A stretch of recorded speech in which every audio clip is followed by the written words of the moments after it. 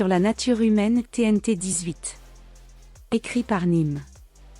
Il en va de même pour la formation des moyens techniques et pour la formation d'une race.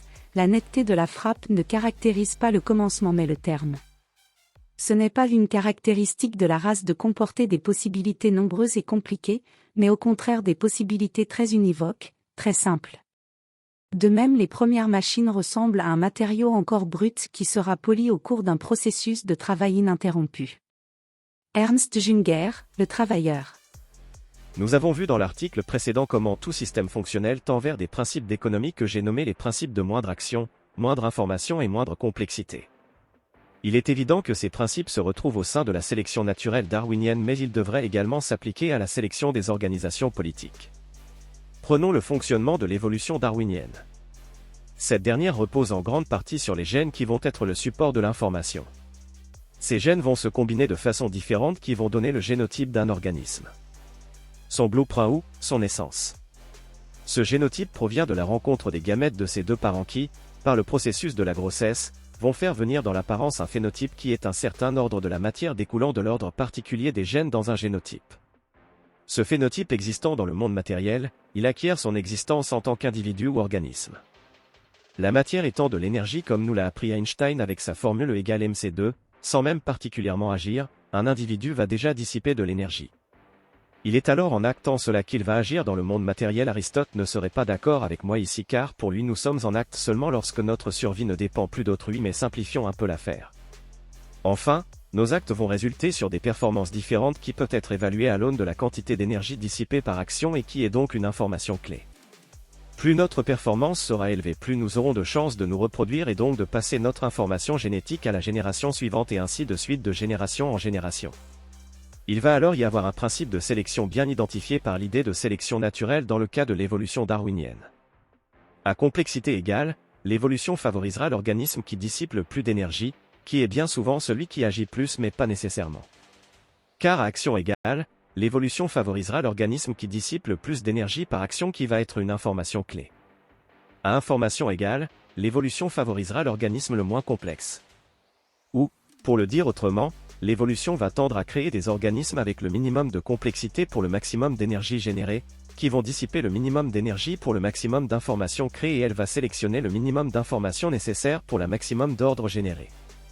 Ces trois aspects se tiennent les uns les autres dans une recherche de compromis entre une boucle positive visant à maximiser une valeur et une boucle négative visant à le minimiser en fonction d'une autre valeur. Si on personnifiait l'évolution, on pourrait dire que cette dernière possède une connaissance confuse lorsqu'un organisme est à l'étape du génome.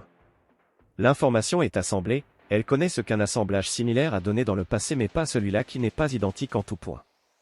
À l'aune de l'information constituant ce génome, elle a l'intuition de sa capacité à dissiper l'énergie mais elle ne sait même pas à quoi il va ressembler. Au stade de phénotype, elle a une connaissance distincte.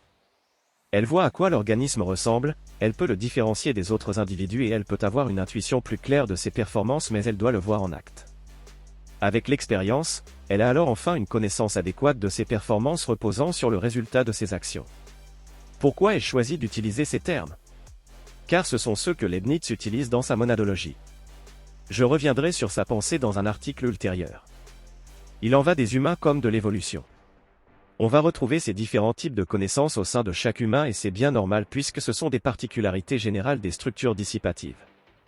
Il y a alors un quatrième type de connaissance qui doit toutes les englober qui est ce que Leibniz nomme la connaissance intuitive. Ce que Leibniz nomme la connaissance intuitive vient en réalité d'un apprentissage effectué à l'échelle des générations qui a été incorporé en nous. Mais pour bien le comprendre, il faut posséder une vision du monde intégrant l'évolution darwinienne que Leibniz ne pouvait avoir. C'est cela qui poussera Nietzsche à voir l'oubli comme la vraie connaissance.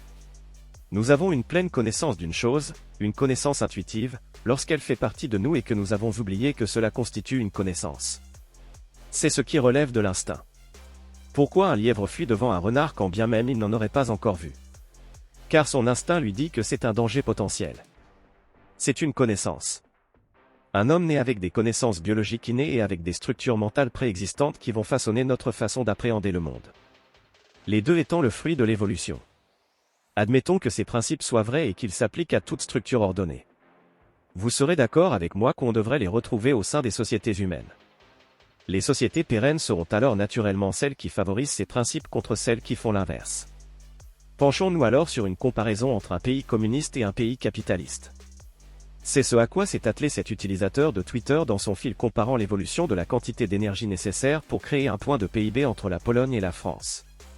On peut faire notre propre graphe et ajouter quelques pays, mais on observera la même tendance. Les ex-pays communistes ont vu leurs besoins en quantité d'énergie nécessaire pour produire un point de PIB augmenter avant l'effondrement, avant de réduire drastiquement en s'ouvrant au marché libre. Le PIB, en reposant sur les transactions monétaires et de l'information. La monnaie est une information conférant une valeur objective aux choses. Elle va servir à acheter du capital, de la matière, qu'elle va transformer afin de livrer des biens et services nécessitant de l'énergie. Ce qui s'est passé avec l'effondrement du communisme était entièrement prévisible. Je sais que c'est facile de le dire après coup, mais ce qu'il faut comprendre, c'est que cet effondrement est entièrement logique selon les principes mis en avant. Prenons d'abord un contexte capitaliste. Une entreprise dans un contexte capitaliste va naturellement chercher son extropie. Qu'est-ce que cela signifie? Le profit, tout simplement. Elle va chercher à maximiser la quantité d'argent apportée, mais pour ce faire, elle va devoir dépenser de l'argent. On retrouve alors ce qui fut évoqué plus haut avec cette double tendance à maximiser l'input et minimiser l'output d'une valeur. Cela va donc conduire au principe de moindre information. De la même façon, elle va suivre une règle de moindre complexité. La complexité est liée à l'ordre ou la matière. C'est le capital d'une entreprise qui est composé de ses ressources matérielles, y compris humaines. La tendance naturelle d'une compagnie est de grossir, et donc d'embaucher des gens, mais elle est soumise au principe de minimisation de l'output d'information ou les coûts monétaires. Ainsi, bien qu'elle voudrait maximiser sa complexité, elle va toujours tendre vers une moindre complexité et chercher à faire le plus possible avec le minimum de ressources matérielles et humaines. Elle va donc chercher à maximiser sa capacité de livrer des projets avec le minimum de ressources possibles. Il n'est alors pas étonnant d'observer qu'il y a besoin de moins en moins de ressources humaines pour générer $1 million. Au sein des 500 plus grosses entreprises cotées en bourse, le nombre d'employés nécessaires pour produire $1 million est passé de 7 en 1990 à 2 aujourd'hui. Cependant, en tenant compte de l'inflation, les chiffres seraient plutôt de l'ordre de 8 en 1990 et un peu moins de 6 aujourd'hui. Ceci va fort logiquement conduire au principe de moindre action. Le but d'une entreprise est de délivrer le plus possible afin de maximiser l'input monétaire. Pour cela, elle doit délivrer des biens et services, donc agir, qui demandent de dépenser de l'énergie. Mais elle va évidemment chercher à réduire au maximum l'action nécessaire, ce qui va lui permettre de pratiquer les prix les plus bas possibles pour être compétitif tout en maximisant son profit. Elle va donc chercher à optimiser la productivité. Le capitalisme suit parfaitement ces principes et il est tout à fait logique d'observer que la courbe d'énergie utilisée pour produire un point de PIB réduit au fil du temps. On observe dans cette courbe le principe de moindre action cherchant à maximiser l'information dégagée, la monnaie. Quid du communisme? Vous vous en doutez, ça marche beaucoup moins bien et les courbes de la Pologne, la Roumanie et la Bulgarie pour qui nous avons des données depuis 1965 en sont témoins. Quand ton salaire et les prix sont fixés par l'État, il ne peut y avoir de recherche de profit maximum et donc il est inutile de tendre vers une moindre complexité dans les ressources utilisées et donc dans l'énergie dépensée. Je vous conseille de lire le thread partagé qui le met très bien en avant avec un cas concret. C'est pourquoi il n'est pas surprenant d'observer que les pays communistes furent incapables de réduire la quantité nécessaire d'énergie pour produire un point de PIB et donc de générer de la création de richesses et de la prospérité. Naturellement, le capitalisme sera sélectionné au détriment du communisme. La loi du profit maximum, qui est consubstantielle du capitalisme, est en parfaite adéquation avec la loi de dissipation maximum de l'énergie. Il apparaît que cette loi de dissipation maximum de l'énergie, qui privilégie et renforce le capitalisme, l'emporte sur la lutte des classes qui devaient l'abolir. Maxime Nechtchen, des chasseurs-cueilleurs au capitalisme et après, une approche thermodynamique. Il ne sert à rien d'imaginer qu'on puisse maximiser une autre valeur, comme par exemple le bonheur humain. Il est tout aussi fou de penser qu'on va décroître volontairement car il semble que ces lois fassent intégralement partie de l'univers. Alors pourquoi la France tient malgré des dysfonctionnements évidents? Car pour l'instant elle parvient encore à servir ses principes efficacement permettant à ses citoyens de vivre de mieux en mieux, quoi qu'ils en disent. Mais pour combien de temps? Car si le principe est de faire toujours plus avec toujours moins, alors il est logique d'observer une réduction du nombre des naissances chez les productifs. Mais combien de temps pourront-ils soutenir des dépenses publiques dignes d'un État communiste qui ont approché les 50% en 2010 avant de redescendre sensiblement? Combien de temps avant que la grève de 1 rang devienne réalité? Mais comment le capitalisme permet-il de réduire la quantité d'énergie nécessaire pour produire de la valeur? Grâce à la connaissance. Si le processus repose sur la connaissance comme je l'ai dit, alors la finalité du processus capitaliste amènerait lui-même à maximiser la connaissance et il aboutirait sûrement, disons, à une intelligence collective supérieure du type intelligence artificielle, ouais. Nous pourrions faire plus avec moins si les individus étaient de plus en plus intelligents, mais ce ne semble pas être le cas. Faire plus avec moins, c'est l'idée que Buckminster Fuller, un architecte, philosophe et inventeur américain du XXe siècle, a introduit sous le terme éphéméralisation. Le concept représente l'idée que la technologie et les méthodes de design intelligent peuvent produire des résultats de plus en plus efficaces avec de moins en moins de ressources matérielles et énergétiques.